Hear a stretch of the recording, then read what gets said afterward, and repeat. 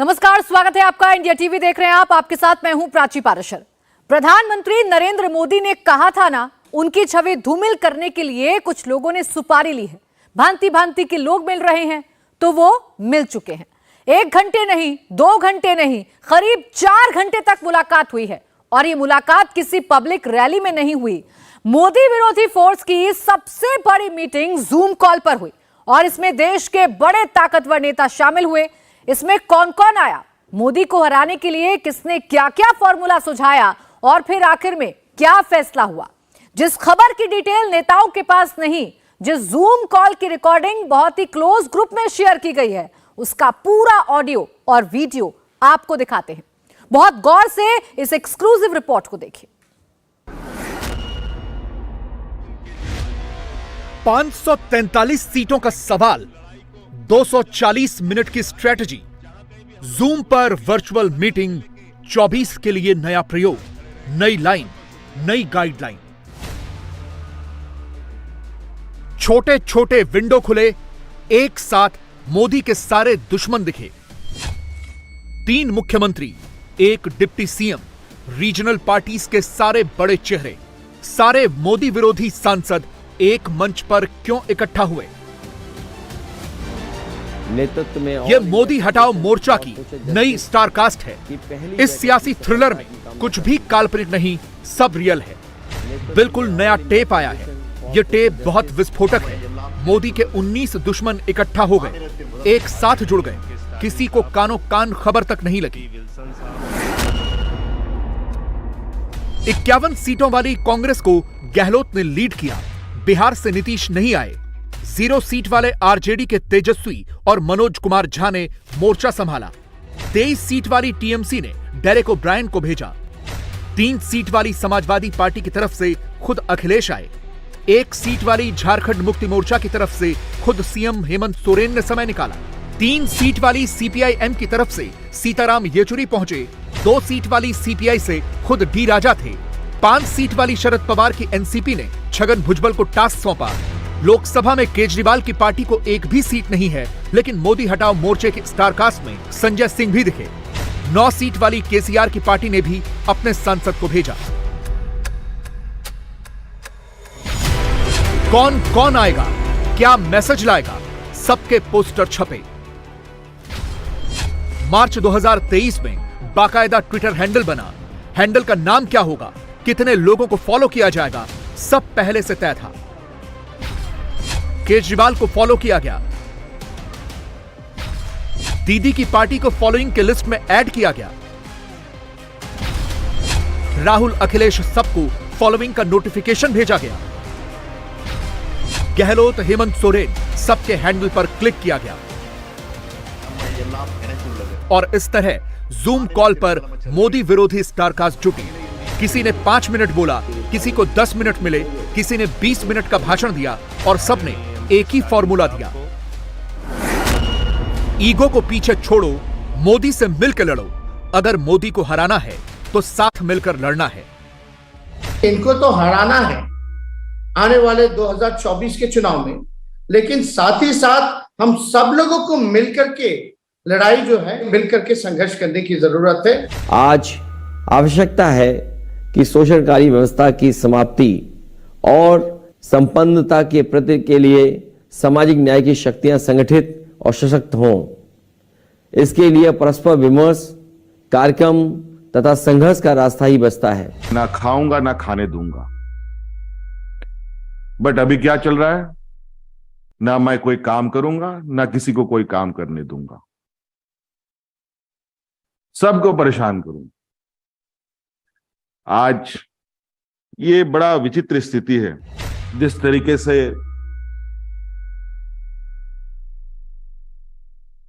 संवैधानिक ताकतों का दुरुपयोग हो रहा है, वो सबके लिए चिंता है। इसी समूह को और कितना हम लोग बड़ा कर सकें और कितनी मजबूती से अपने इस लोकतंत्र और संविधान को बचाने का एक मजबूत प्रयास हम लोगों का हो। 19 पार्टियों वाली मोदी विरोधी स्टारकास्ट के जूम कॉल से 24 की एक लाइन क्लियर हो गई है। तीसरा मोर्चा वोर्चा कुछ नहीं है। अब थर्ड फ्रंट का कोई कॉन्सेप्ट ही नहीं है, ऑल्टरनेटिव दो ही हैं। आमने सामने की लड़ाई में नेता भी दो ही होंगे। இடஒதுக்கீடு மூலமாக तो क्या अब दक्षिण से 24 के लिए मोदी विरोधी महागठबंधन का नेता निकलेगा? मोदी विरोधी स्टार कास्ट को एक मंच पर लाने वाले स्टालिन हैं। भारत के इतिहास में पहली बार दिल्ली में मौजूद सत्ताधारी पार्टी के खिलाफ मोर्चा बनाने के लिए दक्षिण से लीडरशिप देने की कोशिश हुई है। स्टालिन का एजेंडा ही यही है कि सारे मोदी विरोधी एक साथ आए और किसी तरह यह कोशिश करें कि 24 में मोदी न जीते। इसीलिए जूम कॉल पर मीटिंग के लिए जिन जिन चेहरों को बुलाया गया, हर चेहरे ने कसम खाई, 24 के लिए अपनी स्ट्रेटजी बताई। हमारी आने वाली पीढ़ी, हमारे नई जनरेशन के लिए अगर आज कोई ठोस कदम ना उठ पाया तो वो आने वाले पीढ़ी के लिए बहुत पेनफुल रहेगा। फूट डालो और राजनीति करो की एक परिपाटी स्थापित हो रही है। ये हम सब लोगों के लिए चिंता की बात है और कहीं ना कहीं ये आग एक ऐसा संवेदनशीलता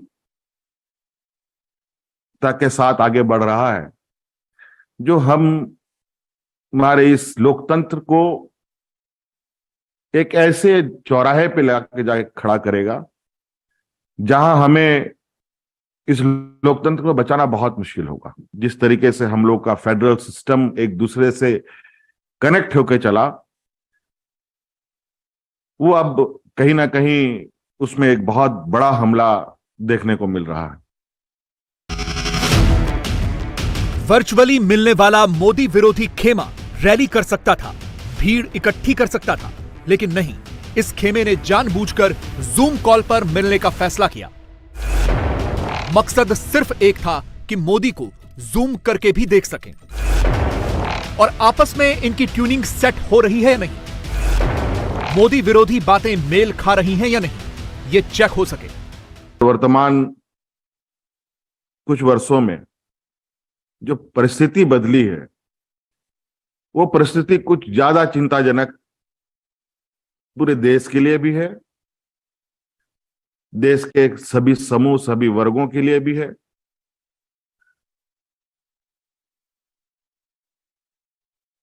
हम सब देख रहे हैं किस तरीके से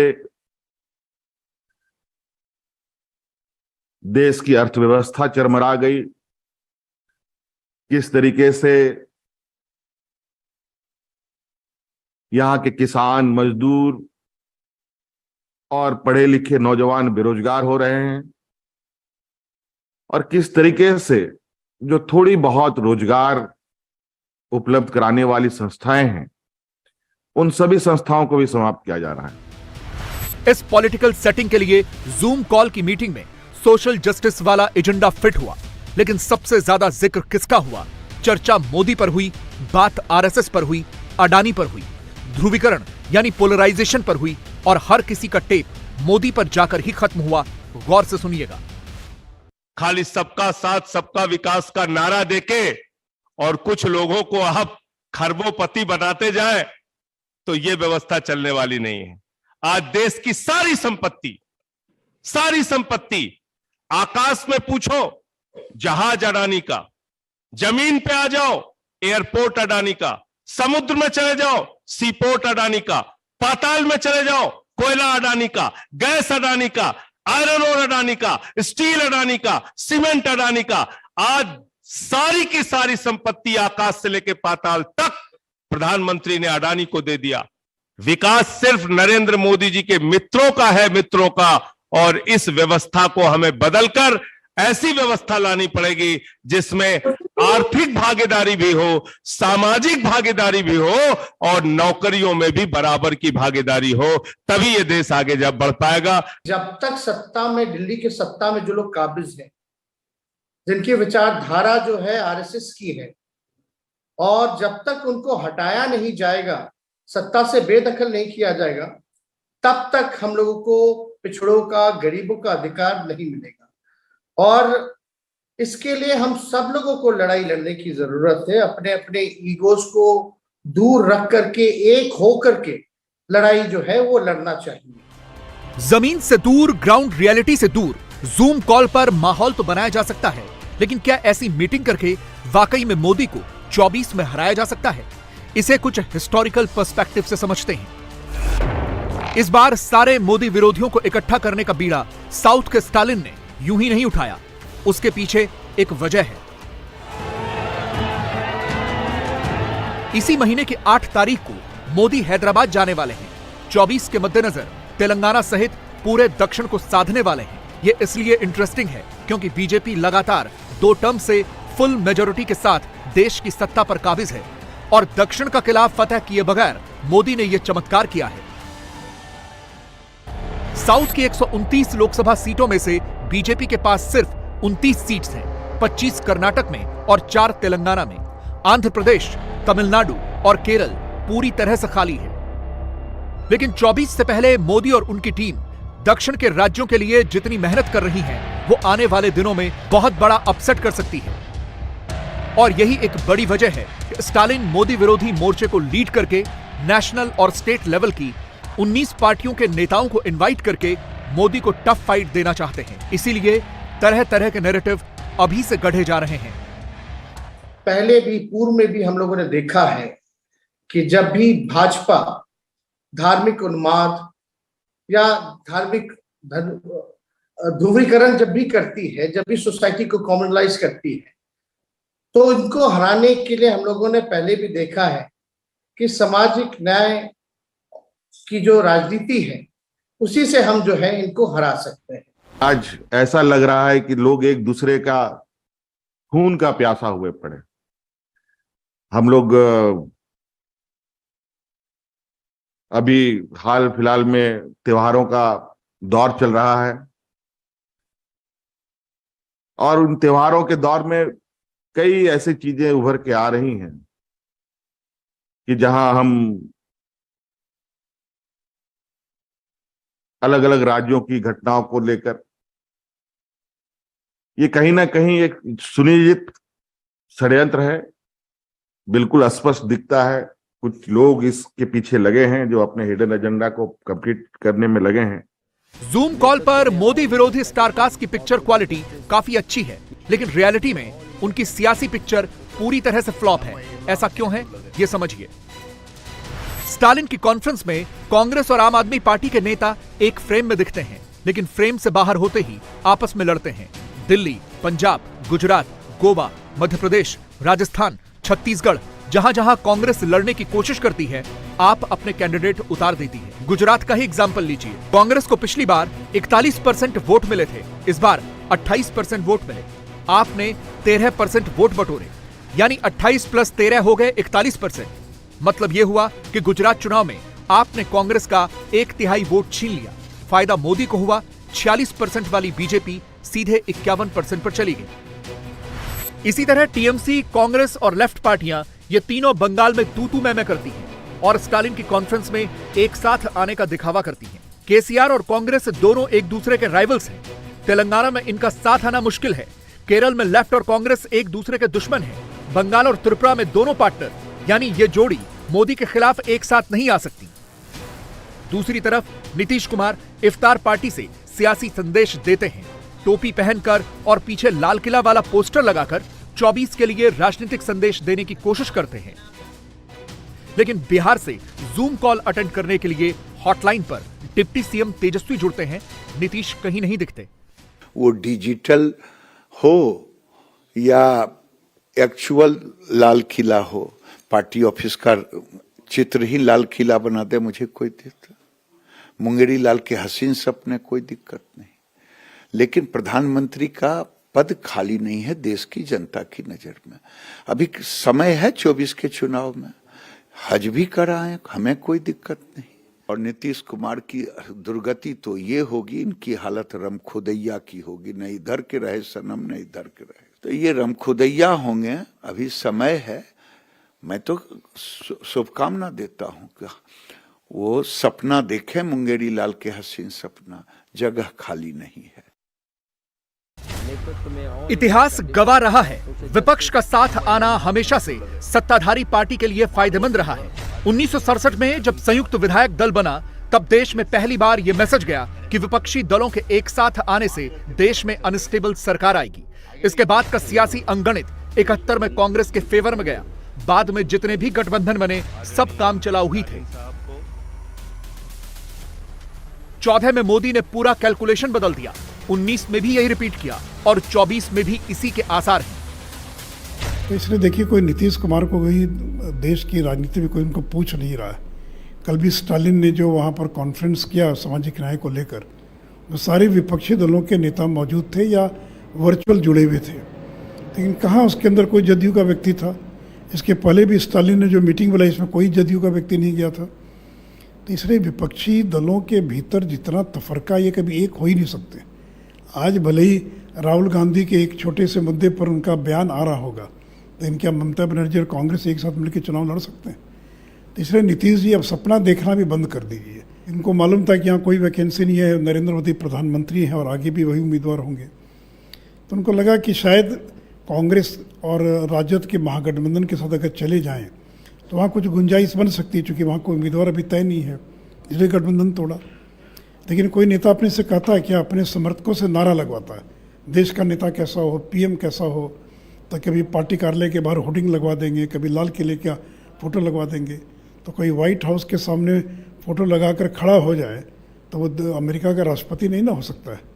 लाल किले के सामने फ़ोटो खिंचवाने में क्या लगता है, या फ़ोटो लगाने में क्या लगता है? यानी विरोधी खेमा एक मंच पर आकर मोदी विरोधी हवा तो बनाने की कोशिश कर रहा है, लेकिन ग्राउंड पर सच्चाई यही है कि लहर मोदी की ही है। विरोधियों की कोई खोज खबर नहीं है, फिर चाहे कोई कितने भी दावे क्यों न कर ले। इसीलिए भाईजान ने भी अब कह दिया है, जो खिचड़ी जूम कॉल से बनाने की कोशिश हुई है, 24 में वो खिचड़ी नहीं पक सकती। इधर मोदी है, वो ताकतवर विरोधी हैं, जबकि उधर टूटा फूटा विपक्ष है।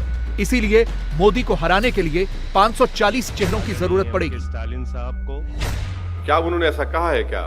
उन्होंने कहा कि सब विपक्षी पार्टियों को एक मिलकर आना चाहिए और एक ही चेहरा होना चाहिए, ताकि मोदी को, प्रधानमंत्री को। एक चेहरा कौन है वो? राहुल गांधी।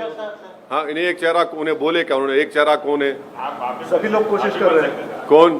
केसीआर साहब। नहीं, एक चेहरा उन्हें बोले क्या? एक चेहरा कौन है? हम क्या बोल रहे हैं, भारत में अगर 24 में नरेंद्र मोदी को हराना है, बीजेपी को नहीं, नरेंद्र मोदी को दोबारा सत्ता से आने से रोकना है। बीजेपी अब नहीं रहे, खाली नरेंद्र मोदी पार्टी हो गई। वो नरेंद्र मोदी को रोकना है तो 540 पर 540 चेहरे मिलकर मोदी को हराना चाहिए।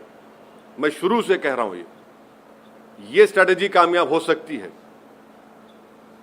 अगर आप ये चेहरों को लेकर जाएंगे तो फिर बीजेपी को फायदा हो जाएगा। 540 में बहुत से तो वही लोग कहना सर का नहीं, आगे जब 540 में जो अब हैदराबाद का इलेक्शन होगा, सिकंदराबाद का इलेक्शन होगा, वरंगल का होगा, आदिलाबाद का होगा, निजामाबाद का होगा। निजामाबाद वर्सेस मोदी, सुनिए, हाँ, अभी देख लो क्या होता। देखो, अभी देख लो, महबूब नगर वर्सेस मोदी, किशनगंज वर्सेस मोदी। हाँ, ये होना चाहिए। अगर आप ऐसे चेहरों को लाएंगे तो फायदा नहीं होने वाला है। खैर, वो लोग बड़े लोग हैं भाई, हम क्या बोल सकते हैं। हम तो ट्विंकल ट्विंकल लिटिल स्टार हैं।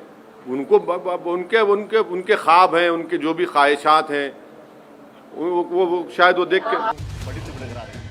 यानी जूम कॉल पर छोटे छोटे विंडो खोलने से, खिड़कियां खोलकर उसमें मोदी विरोधी पार्टियों के अलग अलग चेहरे फिट करने से 24 में जीत वाला दरवाजा नहीं खुल सकता। अंदाजा तो मोदी विरोधी स्टारकास्ट को भी लग गया है। भले ही कितना भी मिल जाओ, लेकिन मोदी से जीत नहीं पाओगे, हार ही जाओगे। संभावित हार की ये टीस कांग्रेस की टाइमलाइन पर भी देखी जा सकती है। मोदी की पॉपुलैरिटी बढ़ रही है, अप्रूवल रेटिंग में मोदी नंबर 1 आ रहे हैं, तो कांग्रेस उस इंटरनेशनल रेटिंग को ही क्वेश्चन कर रही है और फेक नैरेटिव बनाकर सियासी माइलेज लेने की कोशिश कर रही है। राहुल ट्विटर पर आकर एक ही टेप बजाए जा रहे हैं, कैमरे पर नॉनस्टॉप वही अडानी वाला किस्सा सुनाए जा रहे हैं, एक ही बात रिपीट किए जा रहे हैं। सर, बीजेपी इज सेइंग कि आप लोग जुडिशरी पे प्रेशराइज कर रहे हैं। कल sir, why do you always say what BJP is saying? Every time you से व्हाट बीजेपी इज सेइंग। ये जो देना चाहती थी। राहुल 2006 की सोनिया के नक्शे कदम पर चलना चाहते हैं, जब उन्होंने इस्तीफे के बाद रायबरेली में तलवार लहराई थी। सालों बाद राहुल वही कर रहे हैं, पब्लिक सिंपैथी गेन करने की कोशिश कर रहे हैं। लेकिन राहुल से लेकर मोदी विरोधी स्टारकास्ट के सारे प्लेयर्स एक एक करके खुद ही एक्सपोज हो रहे हैं। आज बंगाल में मुख्यमंत्री ममता बनर्जी ने कहा उन्हें हराने के लिए वाम सपोर्टर और राम सपोर्टर साथ आ गए हैं। क्या सच में इतना बड़ा पॉलिटिकल शिफ्ट हो चुका है? क्या राइट और लेफ्ट दोनों साथ मिलकर ममता बनर्जी को हराना चाहते हैं और इसीलिए बंगाल में दंगा हो रहा है? बंगाल के शहर शहर में रिपोर्टर मौजूद हैं और हकीकत कुछ और ही लगती है। पोलराइजेशन शुरू हो चुका है। सोमवार को अलग, मंगलवार को अलग, गुरुवार को अलग और जुमे के दिन अलग तरीके का प्रयोग चल रहा है। डर इस बात का है कि जो रामनवमी के बाद हिंसा का दौर शुरू हुआ वो अब तक थम नहीं रहा है। हनुमान जयंती आने वाली है, मंगल के दिन भी नया एक्सपेरिमेंट हुआ है और यह भी पूरा पॉलिटिकल प्रयोग ही है। इसका धार्मिक सेंटिमेंट बहुत लाउड एंड क्लियर है। ये आपको समझाते हैं इस रिपोर्ट से। सड़क पर हनुमान चालीसा, क्लास में हनुमान चालीसा।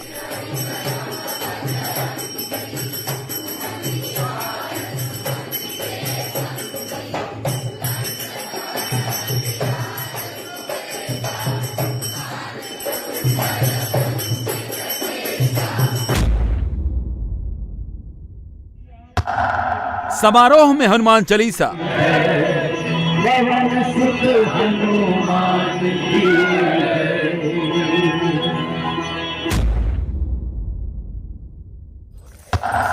पार्क में हनुमान चालीसा।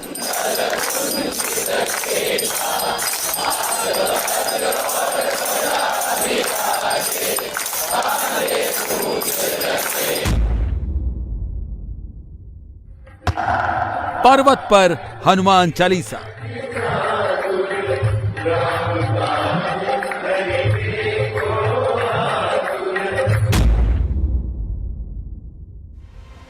गली गली, नुक्कड़ नुक्कड़, गांव गांव, शहर शहर हनुमान चालीसा का पाठ हो रहा है। सोशल मीडिया के प्लेटफॉर्म पर चले जाइए, हनुमान चालीसा पाठ के वीडियो पोस्ट किए जा रहे हैं। गौर से देखिए इन वीडियोस को। इनमें कोई साधु संत नहीं है और न ही कोई पंडित या पुजारी है। ये सब आम लोग हैं, बुजुर्ग हैं, युवा हैं, महिलाएं हैं, हर उम्र के लोग हैं। सब हनुमान चालीसा जप रहे हैं।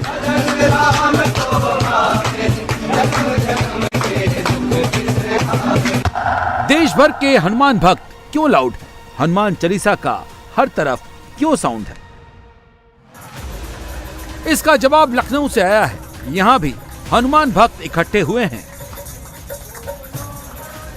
हनुमान चालीसा का पाठ कर रहे हैं और ये कह रहे हैं। जिस प्रकार से पूरे देश में राज्य सरकारों के द्वारा प्रायोजित हिंदुओं के खिलाफ हमले बंगाल में, बिहार में हो रहे हैं, उसके खिलाफ आज हम अपने हनुमान जी से प्रार्थना करने आए हैं कि देश में जुम्मे का जवाब मंगल ना बन जाए, देश में मंगल बनते अमंगल ना होना शुरू हो जाए। अगर हिंदुओं को शांतिपूर्वक जो निकल रहे हैं उनके जुलूसों पे, धार्मिक जुलूसों पे जिस प्रकार से हमले निहत्थे हिंदुओं पे हो रहे हैं, अगर वो नहीं बंद होते हैं तो हिंदू विवश हो जाएगा। आप देश के बहुसंख्यकों को उकसाने की कार्रवाई कर रहे हो। आपको बता दें, ये सभी लोग हिंदू महासभा के लोग हैं। रामनवमी पर दंगे को लेकर नाराज हैं। प्रधानमंत्री को खुली चिट्ठी लिखी है, हिंदू विरोधी ताकतों पर एक्शन की अपील की है। ये सब खुलेआम कह रहे हैं कि रामनवमी पर अगर हिंदू विरोधी दंगा कराएंगे तो हम हनुमान चालीसा की पावर दिखाएंगे। आदरणीय प्रधानमंत्री जी को मैंने ये पत्र लिखा है। इस ज्ञापन के माध्यम से मैं क्या इसमें आपने डिमांड की है प्रधानमंत्री को, जो आपने लेटर लिखा है? इसमें हमारी 3 मांगे हैं आदरणीय प्रधानमंत्री जी से। उस मांग में हमारा ये कहना है कि ये जो बिहार में, बंगाल में जो दंगे हुए हैं, उन दंगाइयों की जांचें जो है पूरे दंगों की वो सीबीआई के द्वारा कराई जाए, दंगाइयों से वसूली की जाए और वसूली करने के साथ ही पीड़ितों को पैसा दिया जाए और ऐसी कड़ी कार्रवाई करी जो एक नजीर बने, देश में रास्ता लगे। जैसे योगी आदित्यनाथ जी की सरकार काम कर रही है, एक बेहतरीन काम कर रही है, तो योगी जी की सरकार के मॉडल को अन्य राज्य की सरकारों को अपनाना चाहिए। दंगाइयों से जब तक ये वसूलियां नहीं होंगी तब तक ऐसे दंगे बंद नहीं होंगे। 30 मार्च को रामनवमी थी। रामनवमी का जुलूस निकला, लेकिन जुलूस में बवाल हो गया। बिहार और बंगाल में उत्पात हुआ। हिंदुओं का इल्जाम है कि नीतीश ने कुछ नहीं किया, हिंदुओं पर अत्याचार हुआ। दीदी का तुष्टीकरण का चेहरा बेनकाब हुआ। इसी के बाद हनुमान भक्तों में भक्ति भाव का संचार हुआ। 6 अप्रैल को हनुमान जयंती है। अगला एपिसोड इसी दिन होगा, जिसका माहौल बनना शुरू हो गया है।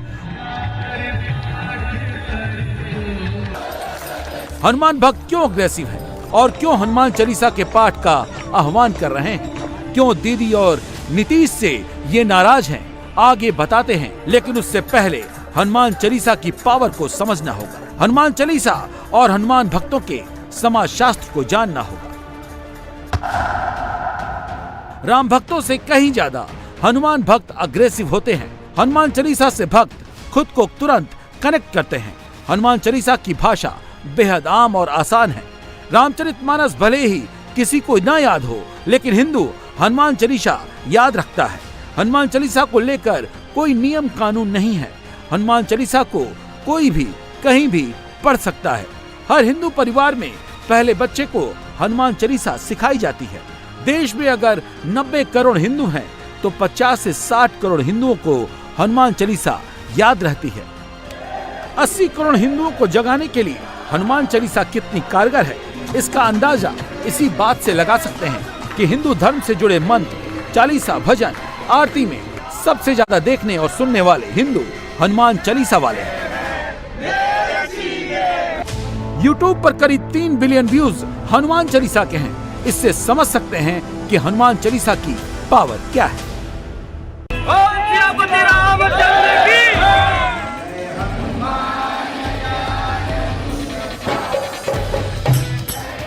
क्यों पावर ऑफ हनुमान चालीसा दिखाई जा रही है?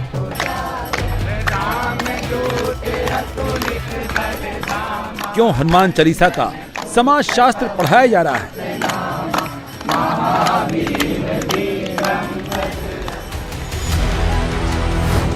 उसकी वजह है ये तस्वीरें, जो रामनवमी के जुलूस में हुए दंगे के बाद बिहार और बंगाल से आई हैं। नीतीश कुमार पर इल्जाम है कि सासाराम और नालंदा जब जल रहा था, तब नीतीश बाबू इफ्तार की पार्टी कर रहे थे, टोपी पहन रहे थे, खजूर खा रहे थे, 24 का वोट सेट कर रहे थे। अब बीजेपी कह रही है कि नीतीश बाबू मुसलमानों की टोपी तो पहन रहे हैं और हिंदुओं को टोपी पहना रहे हैं। वो डिजिटल हो या एक्चुअल लाल किला हो, पार्टी ऑफिस का चित्र ही लाल किला बना दे, मुझे कोई दिक्कत। मुंगेरी लाल के हसीन सपने, कोई दिक्कत नहीं।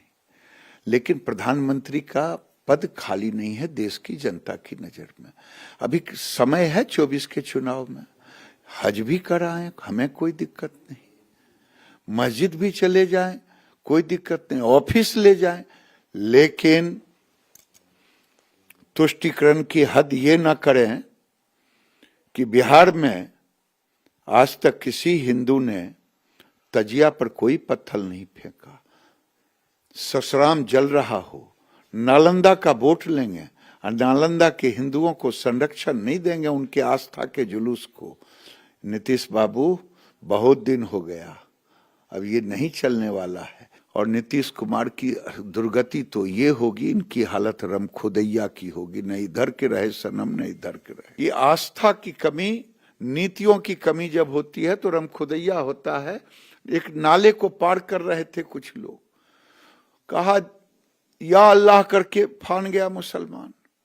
एक था कहा हनुमान जी का नाम लें कि अल्लाह का, वो राम का नाम भी लिया, अल्लाह का भी नाम, पीछे मटक गया सोचते सोचते।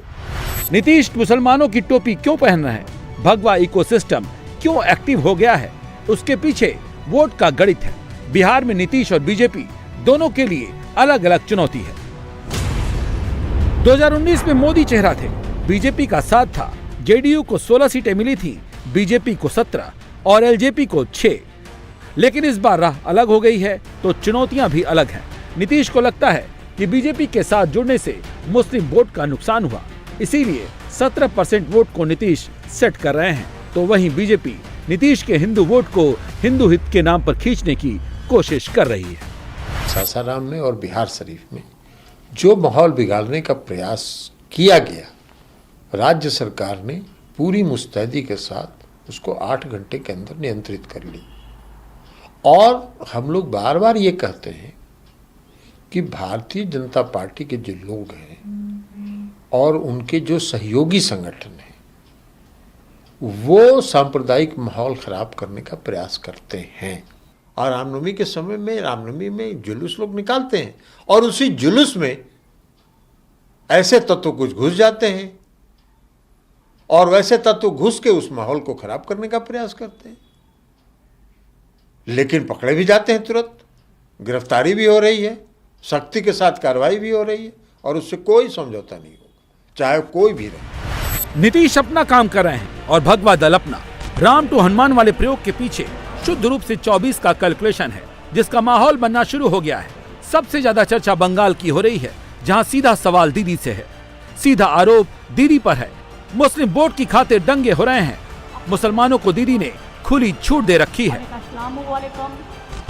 देखिए ये कितना सारा बाइक तोड़ के ये लोग ये कर दिया है। लोग देखिए पुलिस सब क्या कर रहे हैं, सारे ममता बनर्जी के सलाखे हैं, सारे ममता बनर्जी के।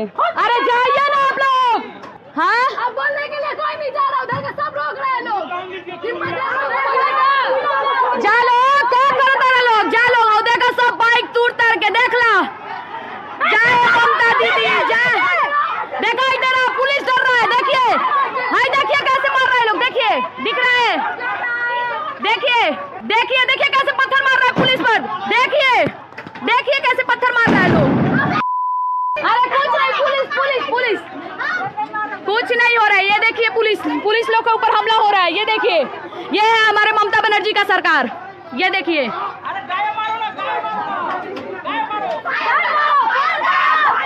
मारो मारो। ये वीडियो सोशल मीडिया पर वायरल है। बंगाल के हालात पर पूरी बीजेपी दीदी पर फायर है, लेकिन दीदी का मैसेज और 24 की लाइन दोनों क्लियर है। लटका के मरेंगे देवदीप, थैंक यू বলেছে ঝুলিয়ে পেটাবো, বাংলাটা হচ্ছে উল্টো করে ঝোলাবো, ক্ষমতায় ফিরলে দাঙ্গাবাজদের উল্টো করে ঝোলাবো। আমি তাদের একটু জিজ্ঞেস করি, সত্যি করবেন তো? তাহলে আজ করছেন না কেন? দাঙ্গা তো করছে বিজেপি, দাঙ্গা তো করছে বজরং দল, দাঙ্গা তো করছে আপনার সমস্ত বিজেপির লোকেরা, তারা গিয়ে এলাকা এলাকায় দাঙ্গা করছে। কেন তাদের উল্টে পেটাচ্ছেন না, যেটা নিজেকে বলছেন चैरिटी बिगिंस एट होम। ममता सीधे कह रही हैं कि बंगाल में सब बीजेपी कर रही है। दंगा शास्त्र से वोट शास्त्र का कनेक्शन क्या है वो समझते हैं। क्या ममता का मुस्लिम प्रेम ही उनकी जीत की गारंटी है?